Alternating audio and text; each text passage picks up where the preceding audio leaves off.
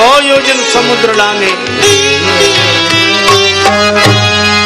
वह राम जी का कार्य कर सकता है। अब देखो, अपने अपने बल का वर्णन सबने किया।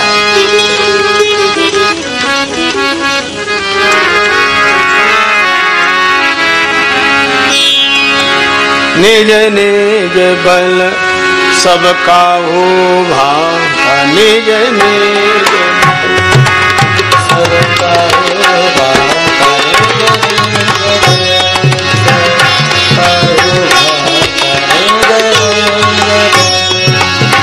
पार जाई कर संशय राखा, पार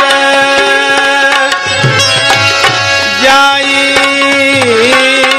कर संशय राखा, निज निज सबका निज बल सबका हो भागा, निज निज निज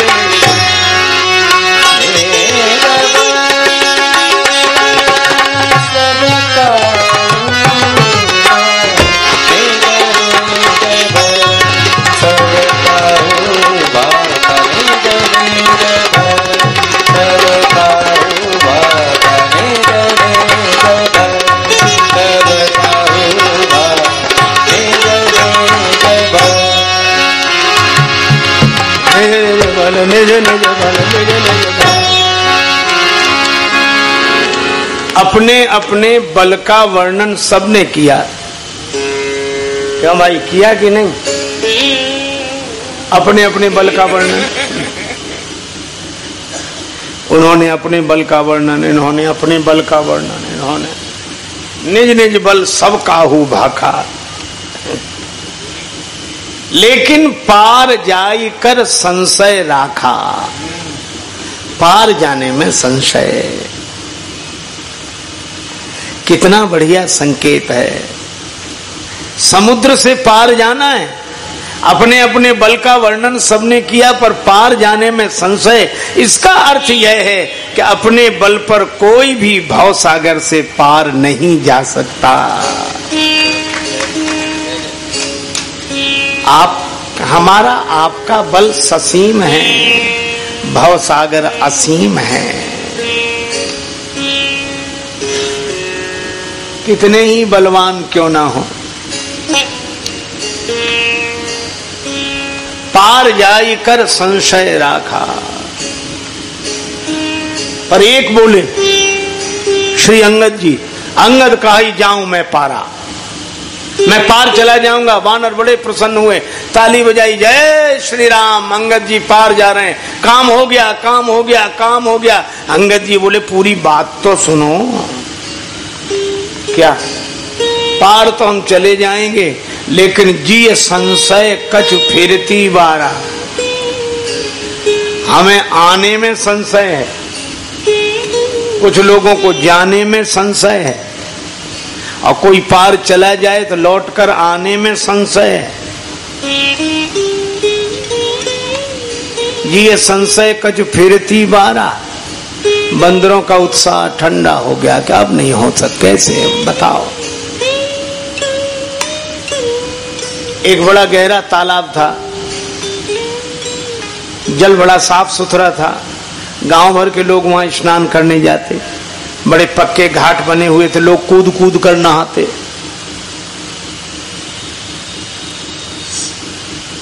एक बालक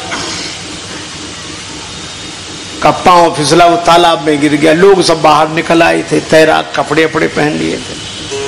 अब बालक लगा डूबने, डुबकी लगे, फिर निकले डुबकी। अब जो तालाब के किनारे भीड़ लग गई, अरे अरे बेचारे के प्राण जा रहे, कोई तो बचाओ, कोई तो बचाओ, देखो बेचारे के प्राण डूब रहा, कोई करो, कोई करो। और मजे की बात यह है कि हल्ला सब मचाते थे, कूदने को कोई तैयार नहीं, एक भी आदमी नहीं कूद रहा था। और समाज में भी यही होता, हल्ला खूब मचता है,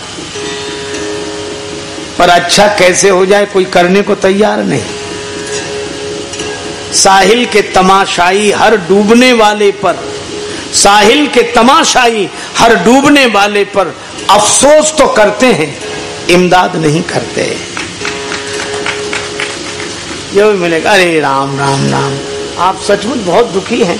आपका दुख देखकर तो हमको भी बहुत दुख हुआ, बहुत दुखी है। अब जो भगवान की इच्छा, चले गए।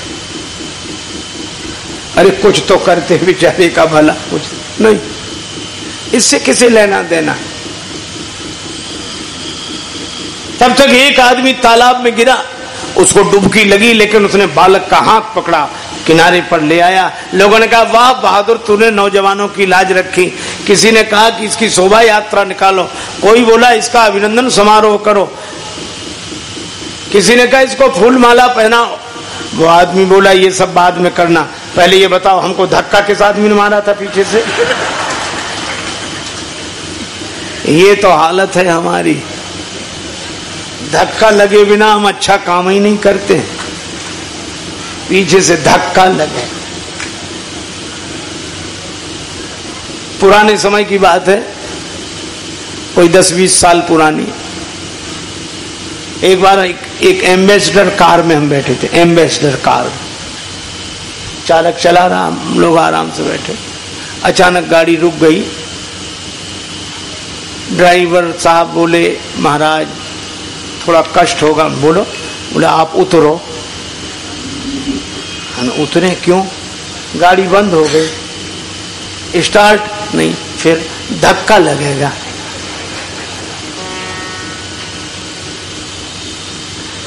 तो हम उतर आए, कार में बैठे हुए लोगों ने, हम लोगों ने धक्का लगाया उसे। धक्का लगने से कार स्टार्ट हो गई, फिर बैठे चले आए। हमें यह घटना याद रही। अब दूसरी बार में एक ऐसी एम्बेसडर कार में हम बैठे थे, वो बंद हो गई।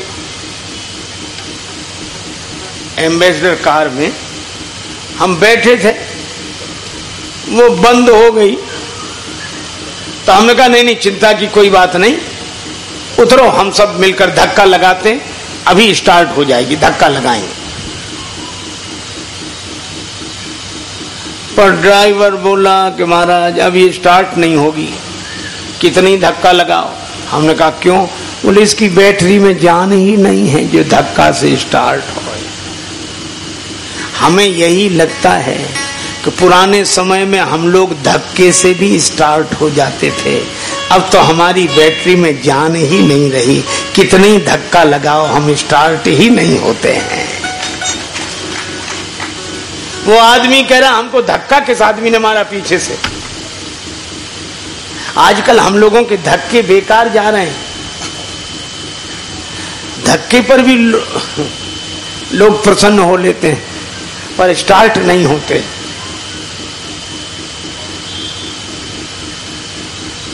अंगद जी कहते पार चला जाऊंगा, लौट कर आने में संशय है। सब बंदर निराश हो गए कि अब कोई आशा नहीं बची। पर जामवंत जी ने कहा कि नहीं, अभी आशा है। किसकी? देखो यहां सभी बानर बोले, अंगद जी भी बोले और सब बंदर भी बोले, लेकिन श्री हनुमान जी नहीं बोले।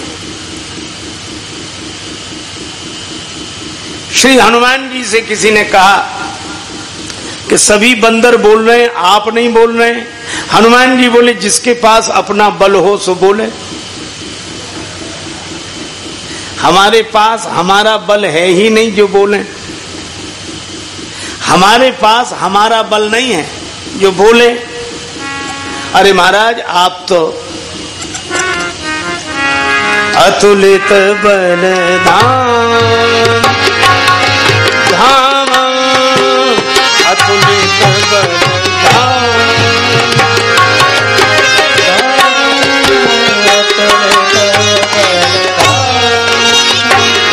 धाम धाम, अतुलित बलधाम बलधाम, अतुलित बलधाम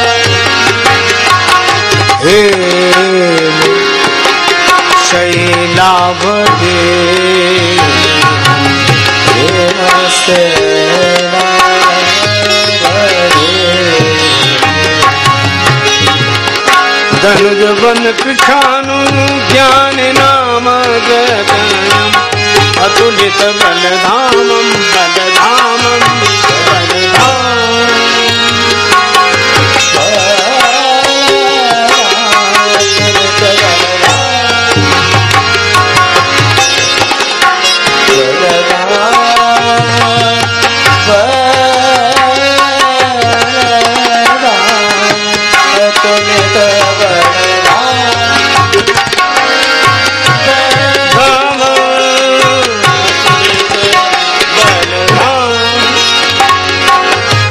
सकल गुण निधानम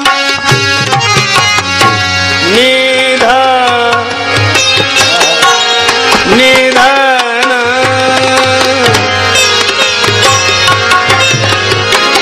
सकल गुण निधानम गुण निधानम गुण निधान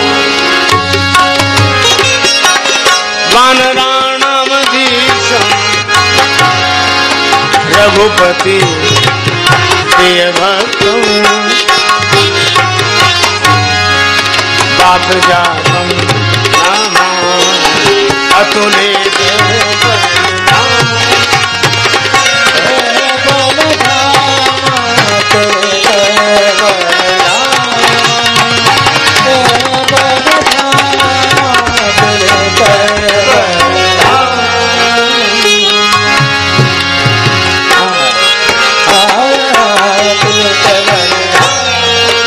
अतुलित बलधाम में शैलावदेहं तनुजुमन कृतानम ज्ञानी नाम अग्रगण्यं सकल गुण निधानम वानराणाम धीशम रघुपति भक्तम बात जातम नमामि अतुलित बलधामम अतुलित बलधामम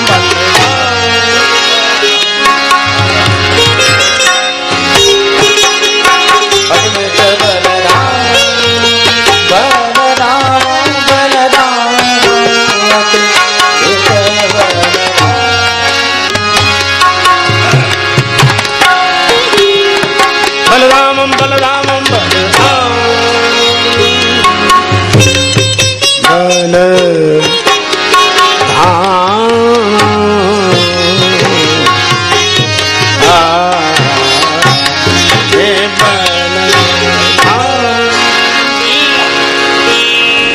आज मंगलवार है।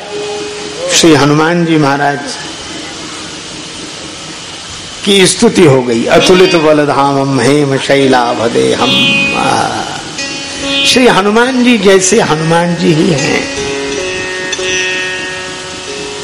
किसी ने कहा कि आप तो अतुलित बल के धाम हैं और आप कह रहे हैं कि हमारे पास हमारा बल नहीं जो बोले। हनुमान जी ने कहा ये तो सही है, अतुलित बल है लेकिन मेरा नहीं है। अच्छा, मकान में सीमेंट भरा हो तो मकान का है कि मालिक का? आप सोचो, मकान में सीमेंट भरा हो और ताला किसका लगा रहता है? मकान मालिक का। तो मकान में भरा हुआ सीमेंट मकान का नहीं होता, मालिक का होता है। इसी तरह हम तो अतुलित बल के धाम हैं, अतुलित बल के मकान हैं, पर इस मकान के भीतर जो अतुलित बल भरा है वो हमारा नहीं, राम जी का है।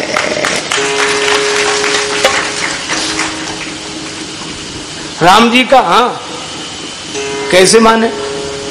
एक आदमी गया था राम जी का बल देखने। कौन? सुरपति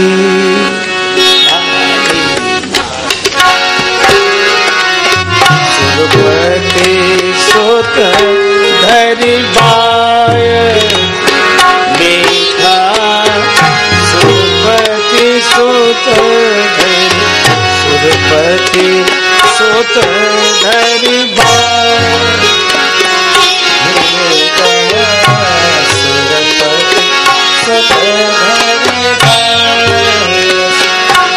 सठ चाहत रघुपति बल देखा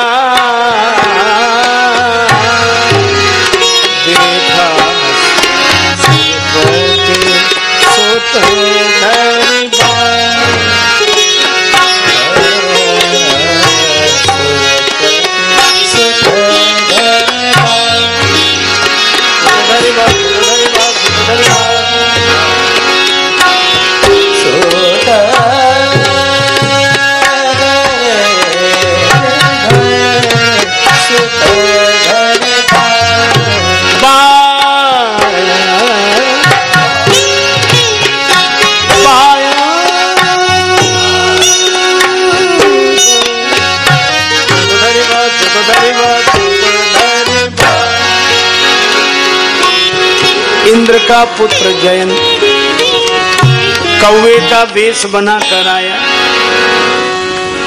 क्यों? सठ चाहत रघुपति बल देखा।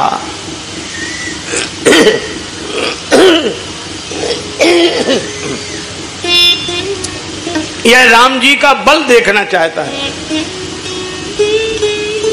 राम जी श्री जनक नरेंद्र नंदिनी जानकी माता की गोद में सिर रख के शयन कर रहे हैं। ये कौवा बनकर आया। एक बार एक सज्जन हमसे कहने लगे कि रावण ने हरण किया और इंद्रपुत्र जयंत ने श्री सीता माता के चरण में चोंच का प्रहार किया कौवा बनकर। तो देवता और दैत्य में क्या अंतर रहा? कपट तो दोनों ही कर रहे हैं कि नहीं? देवता और दैत्य में अंतर क्या रहा? रावण साधु बन के हरण करने आया और ये कौवा बनकर आया।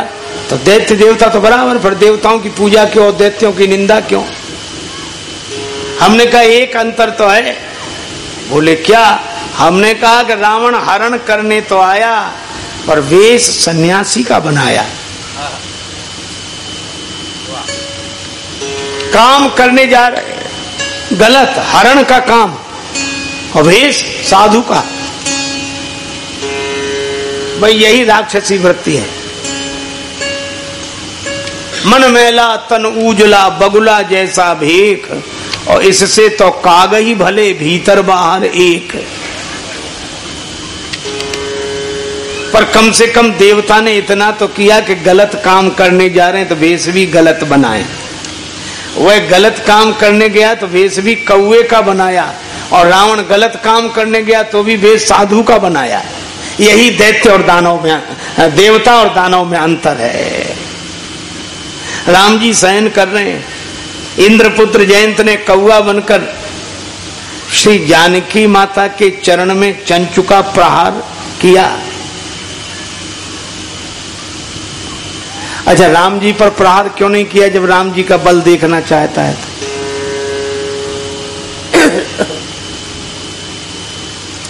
देखो, वह अपने पिता की सभा में ये सुनकर आया है कि राम जी अपने अपराधी पर नाराज नहीं होते। निज अपराध रिसाहि न काऊ, लेकिन जो अपराध भगत कर करई, राम रोष पावक सो जरई। राम जी का बल देखना है तो किसी भक्त पर प्रहार करके देखो, राम जी के बल का पता लग जाएगा। राम जी अपने अपराधी पर नाराजी नहीं, निज अपराध रिसाहे न काऊ, लेकिन जो अपराध भगत कर करे।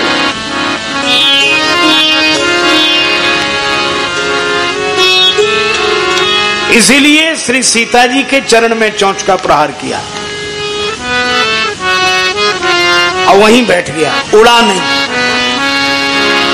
जानकी माता सोचती उड़ जाए, ये चला जाए। वो काहे को चला जाए, वो तो आया है बल देखने। वहीं बैठा। कुपुत्रो जाए तो क्वचिदपि कुमाता न भवति। माता कभी कुमाता नहीं, उड़ जाए। लेकिन श्री सीता जी हिली भी नहीं, और कितनी कोमल हैं। मिथिलाधिराज तनया श्री जानकी जी, पलंग पीठ तज गोद हिंडोरा, सियन दीन पग अवनी कठोरा।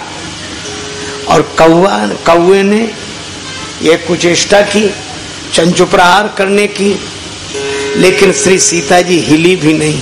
क्यों? हम कष्ट सहन कर लें, लेकिन श्री राम जी के विश्राम में बाधा ना पहुंचे। राम जी विश्राम कर रहे हैं, ऐसे ही विश्राम करते रहें।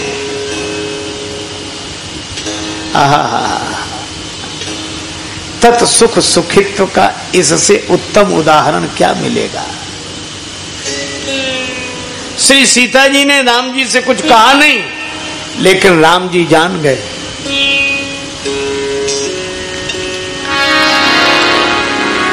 चला रुधिर रघुनायक जाना, राम जी जान गए। भगवान बिना बताए सब समझ जाते। प्रभु जानत सब बिनहि जनाए। भगवान ने एक काम किया, सीक धनुष सायक संधाना, सीक धनुष सायक संधाना, सीक धनुष सायक संधाना, सीक धनुष रामा, सीक धनुष सायक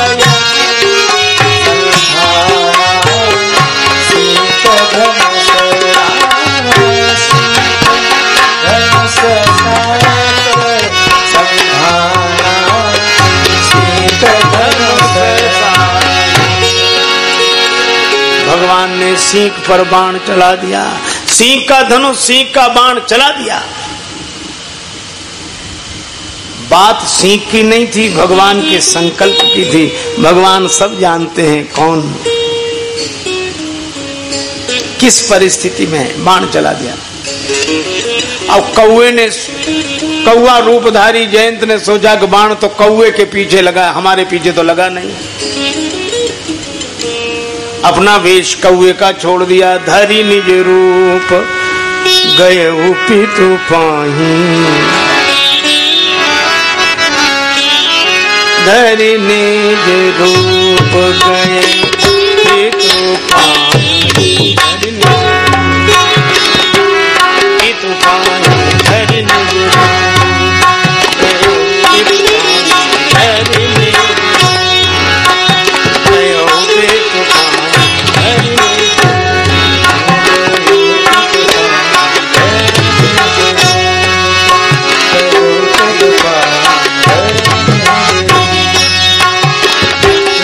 विमुख राम विमुख राधा तेरी नाम हरि निज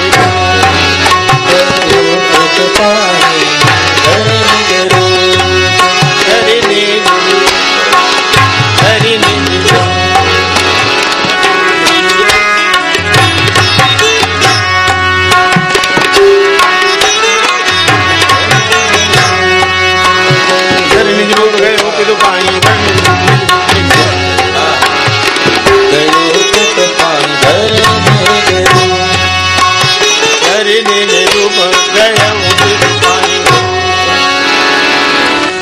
धरि निज रूप गयऊ पितु पाही। उसने जयंत वाला रूप बनाया और बाण पीछे। ये भगवान का बाण है, पीछा नहीं छोड़ता। अब आगे जयंत, पीछे भगवान का बाण। जयंत ने सोचा पिताजी बचा लेंगे, देवराज इंद्र हैं, पिताजी बचा लीजिए। देवराज इंद्र ने देखा कि भगवान का बाण पीछे लगा है। देवराज इंद्र बोले जल्दी भाग, हमारा स्वर्ग नष्ट हो जाएगा, भाग। इंद्र ने भी नहीं बचाया। क्या करे? ब्रह्मा जी के पास गया। ब्रह्मा जी ने कहा कि हम तुम्हें शरण नहीं दे सकते, तुरंत भाग जाओ। बाण पीछे पीछे। पार्वती जी ने शंकर भगवान से कहा कि अब आपके ही पास आ रहा है जयंत। शंकर जी बोले आने दो, हम त्रिशूल रखे बैठे हैं।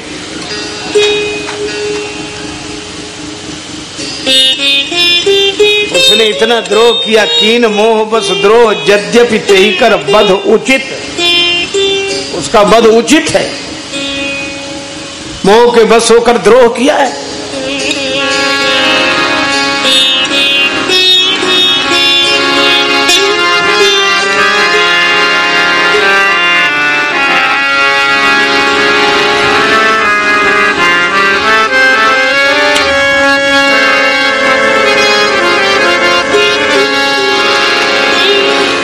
कहीं शरण नहीं मिली।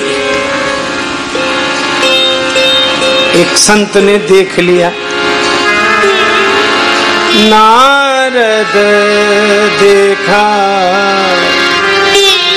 विकल जयंता, नारद देखा विकल जयंता।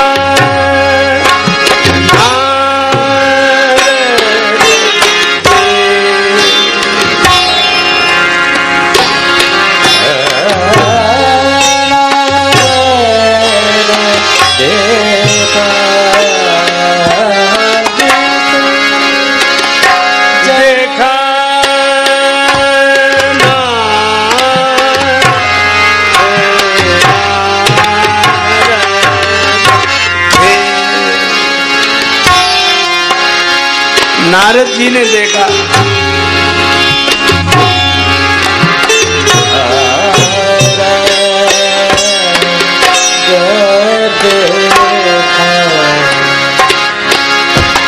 विकल जयंता नारद देखा, नारद देखा, नारद देखा, देखा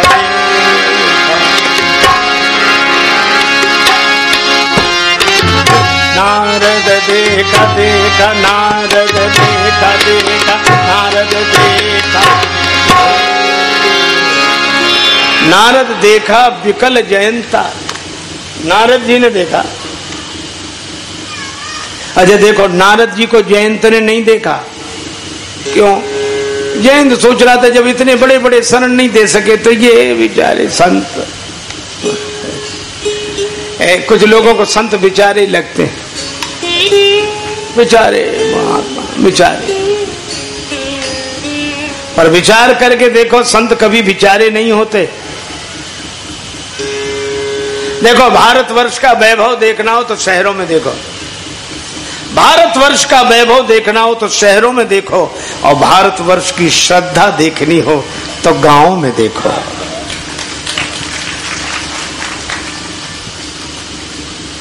आप लोग बड़े श्रद्धालु हैं, गांव-गांव से यहाँ एकत्रित हुए हैं, और यह शहर भी गांव की श्रद्धा से सुभाषित है। एक सज्जन ने हमसे कहा कि आप शहर और गांव सब जगह जाते हैं, आपको क्या अंतर लगता है? तो हमने कहा कि भैया हम कह दें बात। हाँ हाँ बोलो बोलो। तो हमने कहा कि शहर में और गांव में एक ही अंतर है। क्या? हमने कहा गांव के लोग भिखारी को भी साधु समझते हैं, गांव के लोग भिखारी को भी साधु समझते हैं, और शहर के लोग साधु को भी भिखारी समझते हैं।